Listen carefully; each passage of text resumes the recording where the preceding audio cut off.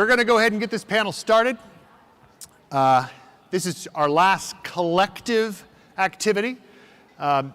If you wish to browse the books, do so, but keep an ear over here because I brought some wisdom to the main stage. Well, at least some guys who pose as wise guys, and they're actually they're pretty well known in our circles because they have been working and they have been serving faithfully over decades. And that's why I asked them to come here today to have a conversation that will conclude our time thinking on considering the tradition today, because the tradition in every generation faces its own set of challenges. Promulgating it, promoting it is always a matter of effort. It requires work. And I want to talk about the work you're doing, but I want to talk about the work with these folks in part because they speak of our collective activity from different sectors and what they're seeing, and perhaps together we can kind of stitch together a picture of what awaits us and where we're headed in the future. But we want to talk about the challenges that face classical education. So quickly to introduce each, Chris Schlecht of the New St. Andrews College, and also, as I believe, board member of ACCS. Is that right? No. No. Okay, I've got it wrong from the start.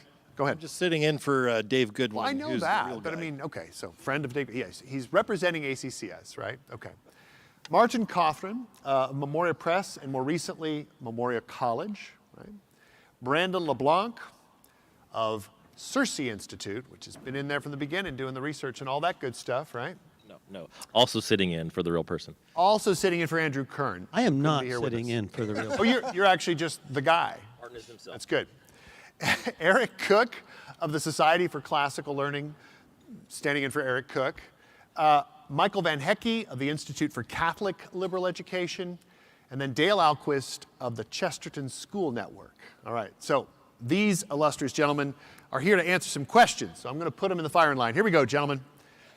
How are classical schools to find and retain the kind of teachers and school leaders needed to sustain the burgeoning growth in classical? How are we going to be able to do that? Teachers and leaders, how are we going to keep bringing them in? Better training, more money. Better training, more money. All right. Told us to be brief. I did. I said be succinct. Here we go. Give us some insights. Go ahead, Dan. We have to start growing our own teachers. Yeah, we do. I think the leadership issue is essential to the sustainability and health of the movement. I think at the rate of pace and growth that we're seeing now, if there's not a very significant effort to equip the current leaders we have, build a pipeline of new aspiring leaders, and also to be able to do that from within our schools and to draw leaders even from without of the movement, we will really struggle for the movement to flourish and to keep up with the demand that's happening. I think that needs to happen at all layers. I think the formal training programs like the one that's been developed at Gordon College, a master's program in classical school leadership is important, but I think within our own schools, having a vision for leadership development, helping those who have the skill sets and the desire and the capabilities and capacities, and to really develop those very intentionally is absolutely necessary for the long-term viability of what we're doing. I think that leadership is a homegrown thing. I've said this about teachers for many years, that 80% of teaching is inborn, and it can be developed, but there has to be some natural skill there. And I think part of the process in school leadership is identifying who is naturally a good leader and developing that talent. And that comes through just experience with a person. I don't know how else you do that. Yeah, I'm glad to see that there are other players getting involved in this that are focusing specifically on building a pipeline of talent. They're spending their time visiting colleges and universities around the country and trying to identify these young people that are on fire and want to serve and, God willing, have some inbred talent. But they're out there doing that, and I think we need to turn to them and have them help us in this. Otherwise, we're all just little individual schools trying to look across the whole nation and 10 or 20 or 30 colleges. That's not really sustainable for a school leader that's trying to lead their school. We do have also a number of new programs. UD's got a classical master's program. Ave Maria is starting a new master's in ed administration with this kind of focus. You got Templeton Honors College and Franciscan and several others doing this. So we're glad to see the increase in the university formation program. I know Eric is doing things at SCL, and we at ICLE are also now engaged in teacher formation. So there's a lot going on that's starting to build this pipeline.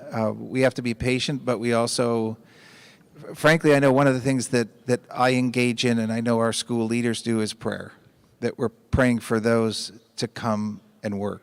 There's a sense of urgency, to be sure, I think it's important for the schools to start thinking about this at the beginning. When you're creating your budgets, this has to be part of that. You mentioned several of the colleges. We have teacher training programs. SAL has teacher training programs, but that has to be built into your budget more than a half-day workshops on the campus. If there's going to be leadership development, you have to be willing to send some people to these longer development programs, whether it's at the graduate schools or through SEL or through CERSI or ICLE, whatever it may be. But that won't happen if it's not built into those budgets early on. It's just as important as the building fund. It's just as important as all these other things that go into the budget. Yep. And it has to be there. Intentionality. And I think, just to add on to that, I really, dovetailing on something that Martin just said, I don't think that these graduate programs can convert non-leaders into leaders.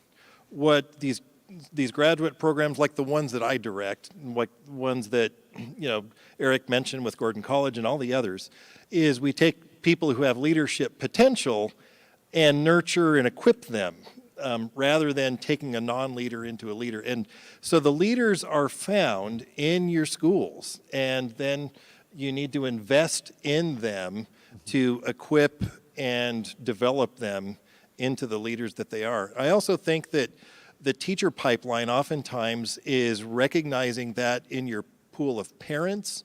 And I talked the other day about immigrants coming into classical Christian education, people who are trainable. Find them and invest in them and bring them along. Yeah, I think that goes a long way to saying that we need to be discerning within our schools to see and prepare for the next generation of leadership. Let me offer another question here. I've seen data, I think all of you have been doing data regarding the number of schools, sort of breaking or characterizing, partitioning your schools in terms of how long they've been in existence, right? So you're starting to see in this growth explosion just how many new or novice schools there are relative to the more mature ones.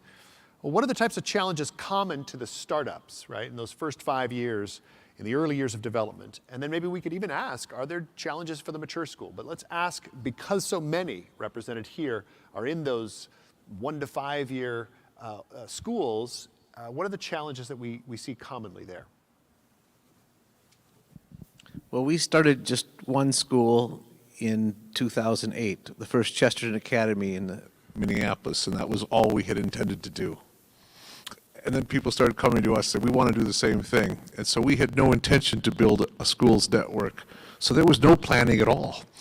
And, but as the other schools started, then we started to perfect the how to onboard a new school and could really help that young school get started and knew exactly what kind of challenges they were going to face, so we could really shepherd them through it. So we've come up with a very good plan of getting a new school onboarded, and you know, there's going to be 60 schools now in the fall.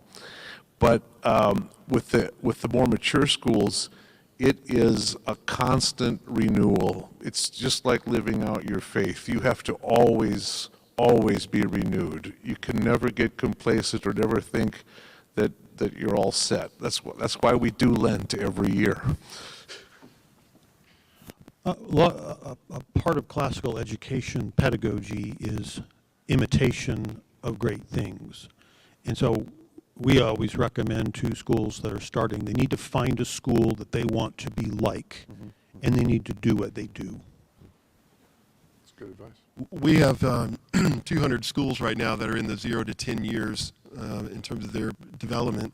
And I think it's not so much the number of years as it is the number of students that create certain necessary infrastructural developments.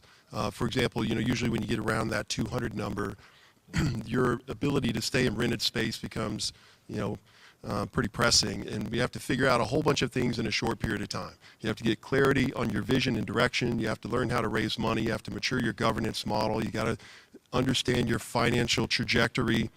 You got to be able to create sustainable systems within your organization and be really good at onboarding all of your new people and sustaining your culture. All of that has to happen in a pretty small window, and so it's really important that you get some expertise and feedback and insight on how to do that well and submit yourself to those who've been matured. We have also in our CRM 250 plus schools who are 16 years or older. So now we're at a point in the movement where those older, more mature institutions and leaders can now pour back into and help shepherd those younger schools so they can be sustainable in the long term. A good recommendation for a national event like this to actually try to find that partner, right? That sort of individual or the other school in which you could find support. One little unique thing we're working with in the last 5 years is the proliferation of schools renewing. So these are older schools that have been around 50, 60, in some cases 120 years, and they are renewing themselves according to their actual intellectual tradition. So that's a very different thing than I think many of you are facing in the starting of new schools. I've been doing the new school thing for 30 years, but the renewal this is very fresh and about 5 years old. So most of these schools are in the brand new territory of renewing. And it's a different endeavor, but ultimately it's one of sharing what Christian anthropology is and having them see clearly and joyfully that anthropology speaks to everything you do. It speaks to your curriculum, it speaks to your pedagogy, and it even speaks to the operations of your school because it becomes so much more focused on mission. Good. Let me ask this. We've talked about the importance of leadership. We need to be cultivating that, raising it up, preparing and discerning who the next generation will be. But given that the majority of schools, even with associations, are still standing alone, they don't have everything they need for that decision point that you just described, Eric, right? They don't have a whole back office, so to speak. So how then, with the classical leader always in the press, right? Always being pressed with so many decisions, so much responsibility, how do we keep those classical school leaders, their energy, their capacity? It's so demanding. How do we keep them from burnout? That's the bottom line. right? How do we help leaders of classical schools not burn out? I think just going back to what Brandon said, one of the things you want to be attentive to in your school is to provide enough budget. Okay. Enough budget for your teachers and your leader to refresh and retreat and be very attentive to your scheduling so that they have that room. Yep. I was going to say, one of the biggest problems with burnout, I think, is it's the person who gets burned out is the one responsible and doesn't know how to delegate. And I think that nurturing good friendships and networking and coming to conferences like this, other conferences where you can get people up on the phone, and you need the peer who's in maybe the school in the next state to say, why is it that you are the one who's managing the recess and the bus schedule? Because usually the guy in charge, the woman in charge, is managing the bus schedule or making decisions about what goes on each wall of each classroom or something like that. And that needs to be handed over to someone.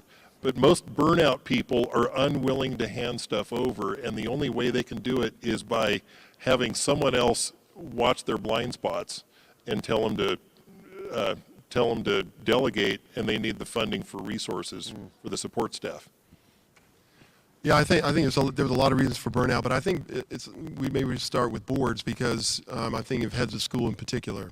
And having a head support and evaluation committee that's serious about the care and support and concern for the head is very, very important, and being attentive to their boundaries, their health, their own tendency. The people who get in these roles are already high capacity, type A, really want to do things well. And when they have an excessive amount of responsibilities, they feel a level of due diligence and then end up overcommitting themselves and not knowing where those healthy boundaries even are anymore. I think another part of this is really being self-aware and understanding what your own leadership wirings, temptations are in having a meaningful feedback loop even outside of your board that helps you get good understanding of what other people see and be able to listen to that well and submit to it and be wise and understand your own limitations. Well, we're very fortunate with the Chesterton Schools Network that there is a support group in the network so that all the school leaders do meet on a regular basis via internet on a regular basis, and then we have an annual conference so everybody can recharge everybody else, and it's an opportunity also to learn from each other. Burnout occurs not only for leaders but for teachers too, of course, and so we have retreats and special times for teachers as well. And fortunately, as a Catholic school, one of the things that Chesterton Academy has to do and provide is daily mass, and that's sort of a retreat within the day, every day. That is a time of renewal once a day. And I think Chris's point really goes hand in hand with the discussion about leadership development, that if you're doing that well and you're getting them training, you start to identify people who can hand off different pieces, especially from the headmaster, and developing that leadership team within the school. And but you have to be willing to turn over a piece at a time and let people handle something. But that comes with doing the leadership development and the teacher development, to be quite honest. We always say that this is a great conversation, and a lot of times it's a great debate. So I'm hoping there will be a little diversity of opinion here. We're all nodding our heads in the same direction, but I'm about to ask, the prickly one. I was thankful that our CEO, Jay Heiler, framed up some of his remarks to point in the direction of a pre-political, I'll use that term, a pre-political understanding of liberal education, that we aren't called to educate so as to indoctrinate, right, but to equip young men and women to have the freedom, right, to choose and choose wisely for their good and the good of others. So what I'm getting to is, given the political and cultural wars and so forth that we find ourselves in this moment, how would classical schools most prudently position themselves in relation to, I'll just call it the culture wars for a token, but within our society, how are we best to position ourselves? This one, better bring some disagreement, or I'm just sending you off the stage. Let's go. All right. Nuh-uh. Go ahead. Thank you, Chris. Eric, why don't you start? Sure. So I think this is a really important question, and one that we've thought a lot about at SEO. I think this actually poses a significant set of challenges for the work that we're doing collectively. And on one hand, there's been a broader exposure of classical education, a lot more familiarity, let's even say just public attention. And a lot of that has been political in nature. And I think that is a real challenge and things that we need to pay attention to. To the degree that what we're doing gets politicized, I think it poses a real threat to the ends for which we're doing this. And I think all of our schools have to be very discerning, especially the leadership of our schools, about how we go about engaging that with our families internally at the school, and then even externally within our communities. I'll say for our perspective, we don't using the word culture war, we're talking about culture care, and want to take this moment as an opportunity to steward, to engage faithfully and be constructive and critical, not critical only, to be positive but probing, to be vigilant but not vindictive.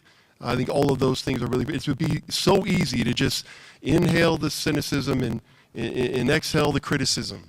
It's so easy to do that right now in our cultural moment, and we have to resist that. And I think we have to draw on the convictions that we have within the movement and the tradition itself to engage in meaningful, thoughtful, civil, humble discourse about the things that matter most in our schools and for our communities and for our nation. So those are ways in which we feel like it's really important. I think the way the issues are dealt up in the culture are problematic, where they get reduced to these either-ors that are overly simplistic, and that we need to resist that and framing the issues in these simplistic and reductionistic ways and provide a much more rich and in-depth understanding of the issues that are facing us across it, from the sexuality issues to race, to all of them. We should be modeling this really well. And I think part of the threat is that we get in this combative, overly critical war motif and miss the opportunity that this moment actually presents to us. So speaking of someone who has been involved in some of these wars at the state level, I think really when you're operating a school, you can't fight politics with politics. You have to fight politics with academics. You stick with what you're supposed to do. On some of the cultural things, you may just have to make your stand at some point and decide whether boys are boys and girls are girls, and whether you're going to stand on that. And I think you need to. But on most of the other stuff, we don't do politics. Now, except to the extent we might read John Locke or Thomas Hobbes or Alexis de Tocqueville or something like that. But you don't take political stands. It's not a school's role. Part of the problem with the situation right now is they want schools to do things that schools are not designed to do. It's not the purpose of schools. So part of the fight, part of the effort you have to make is just to stay a school. Well, I've avoided quoting Chesterton until now. It was going to happen. Yeah, it was going to happen. But in his book, The Everlasting Man, he talks about when Christianity starts to rise in Rome, it was a movement important enough to be ignored. And we're sort of still in our period of being important enough to be ignored.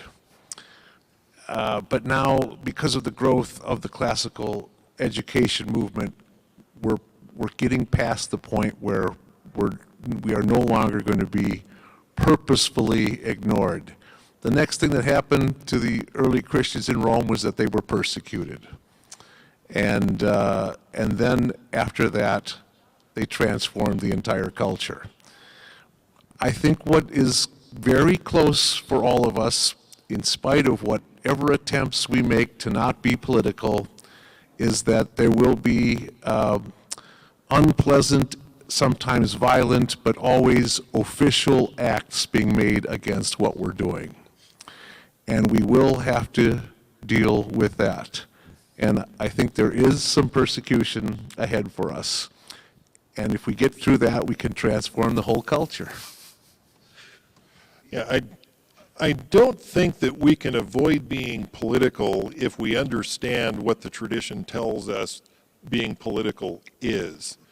You know, politics is the it's the ethics of loving your neighbor and community, and that's what politics is. Of course, there are culture warry, sort of party-spirited, different parties trying to use classical educators as their cat's paw to, don't let yourself get maneuvered into those kinds of positions where you're someone else's tool in their, to get in their digs, that sort of thing. But at the same time, we can't be non-political. We have to understand these realities of our society. And I think, Martin's right. We double down on what our mission is and stay on mission as schools. But sometimes the threats are brought in from without through political means. When there are people who accuse classical schools of, they say we have to decolonize the curriculum and we need to have representation by, rather than the universal humanities, we have to represent, the Navajo and the Nez Perce and the Yakima and the Cherokee, and where's the literature for all of these different groups? When, in fact, they're all in Shakespeare. So. Yeah, I think to Martin's point, though, and finally, I feel maybe a little bit of a difference here. I know the politics will come at us, but I think I know. if we follow what Martin was saying about sticking to that focus, to our mission, to what education is, I think it's incumbent upon us to see that in terms of redefining some of the terms or trying to stay in language that is a bit outside of the hot buttons. Now, you're right, Chris, that it's going to attack us. It's going to come in sometimes, and we do have to answer it. But for the most part, in our school, we can control the narrative and we can control the language. So we need to think carefully about the words that we're using, so we're not using the same language that they're using in the politically charged environment. Thereby, we're staying out of it. And some of these words are confusing to people. They haven't heard them or they've hardly ever heard of them. So that gives us the opportunity to define them and go deeper on them and use that as the teachable moment to inform them in a proper anthropology or philosophy or whatnot.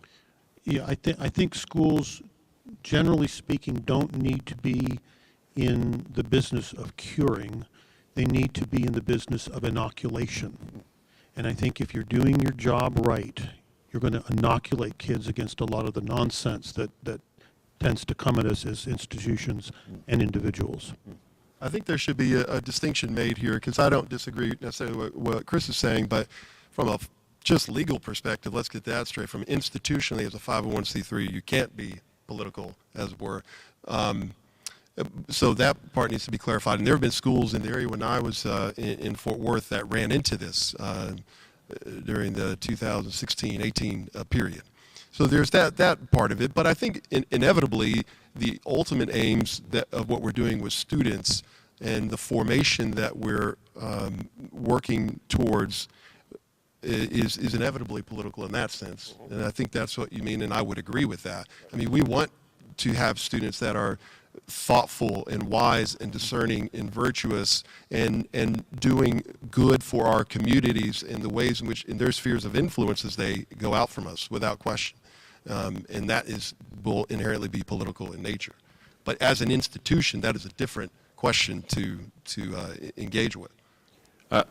I think we spent years flying under the political radar, and the spotlight's turning, and the only option is for us to now have to fly above it, because this election cycle's political wins for classical education will be next election cycle's, noose around the neck, and so because the winds change too much, and I think we have to, like as Martin said, as an institution, stick with what we're there to do, which is to educate the kids. And I like the idea of inoculation because it does it prepares them to be in the fray without being washed over by it and taken away by it. But we can't tie ourselves and our movement to any political strength that may be a weakness next year. So, But if we're teaching truth, beauty, and goodness, where all those are considered relative in our official education system, we will at some point officially be shut down for claiming that something is the truth, or for claiming that something is virtuous and something else is not virtuous. And leave apart the debate about beauty.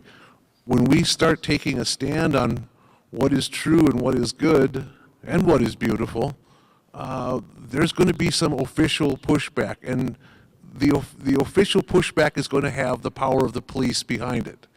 And that could be our future, and we have to actually prepare ourselves for that.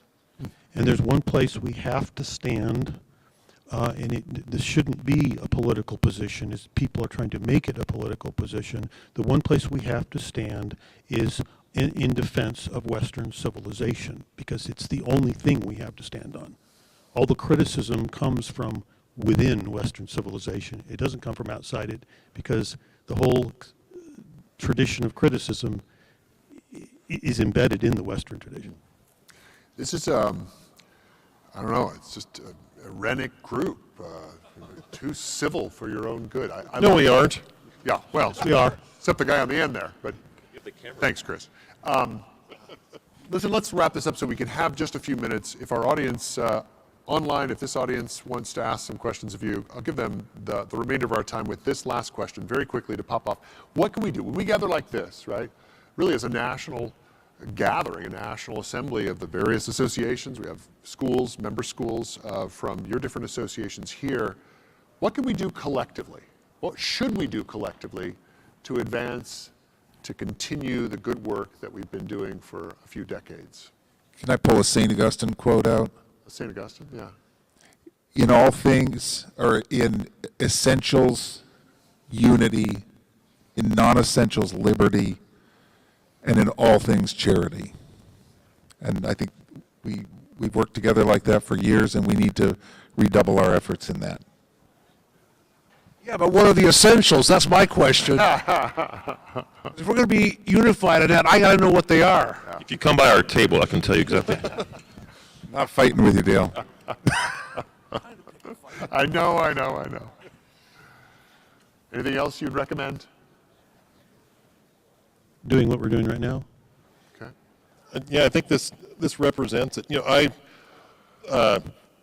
I come from New St. Andrews College, which is confessionally Reformed Protestant. So here we have Roman Catholic organizations here. So we would not become a member of your organization, nor you our organization.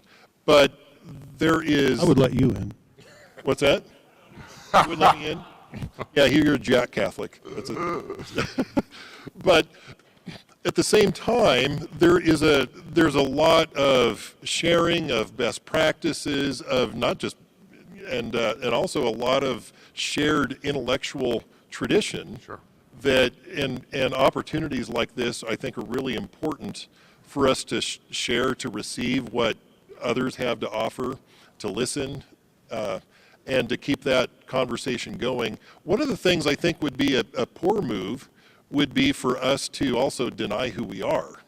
You know, like, okay, so go Chesterton, you know, and it's, with me, it's, you know, go Calvin or whatever it might be.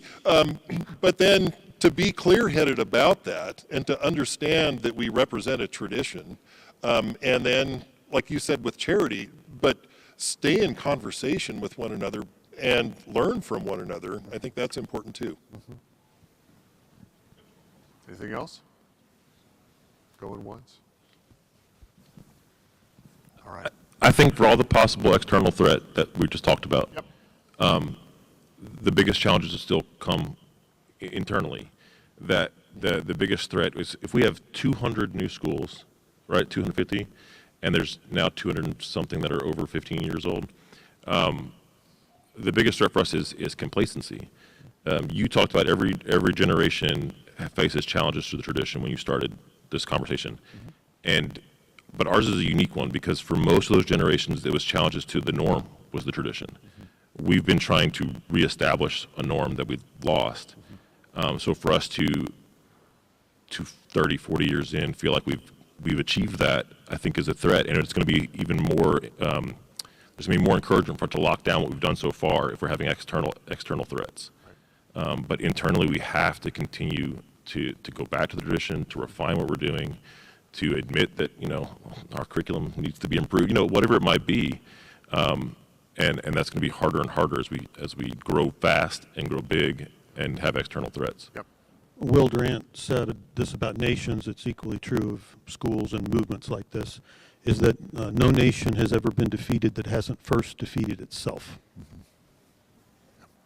All right, I'm going to turn then to the audience. If you do have questions, if you're here on the floor, you can go to this mic in the center, and I'll give you first dibs, and then I'll check on our virtual audience to see if they have anything for us. Hello, thank you all for this. I'm Ben Lebady. I'm from Thomas McLaren School in Colorado Springs. Just based on the last couple of comments, are there subtle or hidden threats or challenges that classical schools should be aware of that are not on our radar? I think it's Martin. I think there are. I think there are a number of things. One is that I think we, rather than the posture of learning in humility and continuing to press in and refine what we're doing, we get a fixed mindset of looking back of what the tradition is and then turning on each other, as it were. And I think there's threat to doing that. And I think also with just having a lack of clarity, assuming we've figured this thing out and not asking ourselves the hard questions and continuing to press in to refine it could pose a real threat to us as well. One thing that's been alluded to already here at the conference, but it hasn't really been dealt with at all, is the threat from technology. How is that going to interfere with our pedagogy? Are these tools here that we can be as free not to use them as we are free to use them? Because if we're not free not to use them, we're not free. Yeah. They're ruling us, and we're not in control of them. That is a gigantic thing that we have not dealt with yet.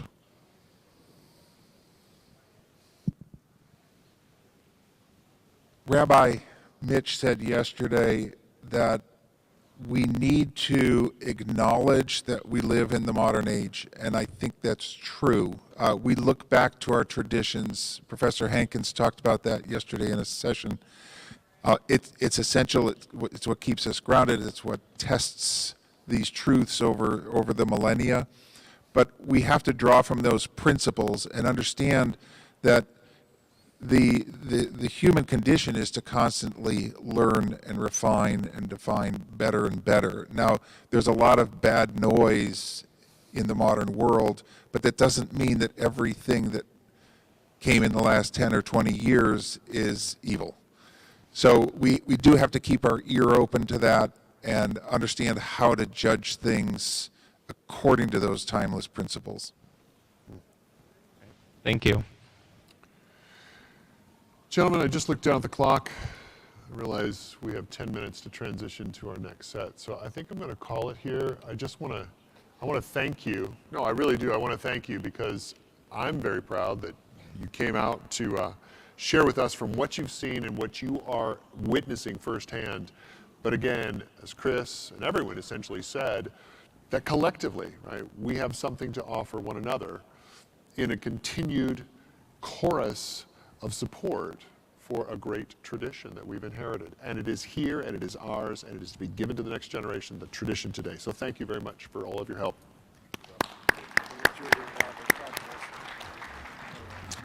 And if you want another opportunity to do that, you can come to the Society for Classical Learning Conference in Dallas in June. It's true, actually. Shameless plug. All of them have conferences, so by all means.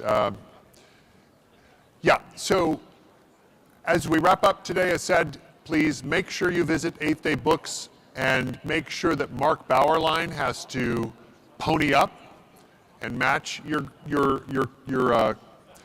sale. And then I wanted to ask our team in the back to drop one more slide up top. There it is.